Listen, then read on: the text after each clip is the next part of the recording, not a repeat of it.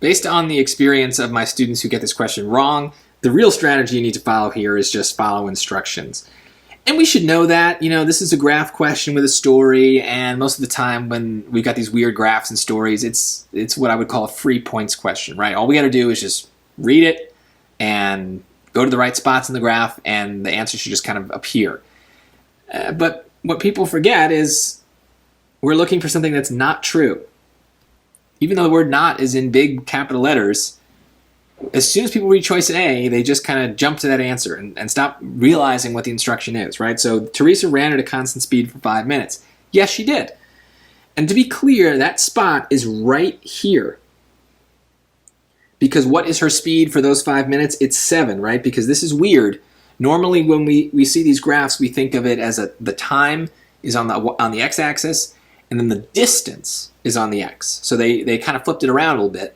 But that spot right there, from 5 to 10 minutes, she's running constantly at 7 miles per hour.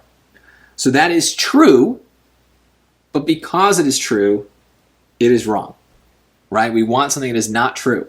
So if you picked A here, you really just missed something that the SAT was really making obvious to you. So underline parts of the question. Make sure you don't lose points on something like that. That's frustrating. So let's keep going. B, Teresa's speed was increasing for a longer period of time than it was decreasing. So how long is it increasing? Well, it's increasing from 0 to 5, right? So that's 5 for increase. And then again from 20 to 25, right? So that's another 5. So that's 10. And then how long is it decreasing? So that's from here to here. So that's 10 to 20. So that's 10, and then decreasing again from 25 to 30. So it is decreasing for 15 minutes and increasing for 10 minutes. So Teresa's speed was increasing for longer than it was decreasing. No, that's not true. It was decreasing for 15 minutes, which is longer than the 10 minutes that it was increasing. So this is the answer because that's not true. I know it's confusing, but that's what we were told. So we got to make sure we keep track of that. But let's look at C and D. Let me just make it clear why those are wrong. Teresa's speed decreased at a constant rate during the last 5 minutes. So here are the last 5 minutes from here to here.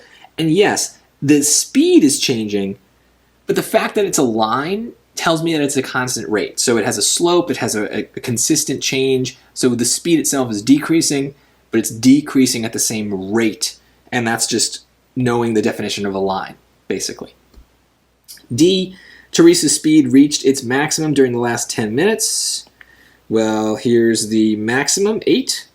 And the last 10 minutes would be 20 to 30. So yeah, that's true as well. It's in that zone, so that makes it wrong. So there we go. Notice that the answer that ended up being not true is the one that required the most work, and that's not a coincidence. Is they really are trying to tempt you with these very obviously true answer choices so that you just kind of get so excited that they're true that you forget that they're not correct. So just be careful, underline things, show your work, and mostly just make sure, you follow instructions. The instructions may be annoying and maybe setting you up for a trap, but all the more reason just pay really close attention to them and save yourself the points.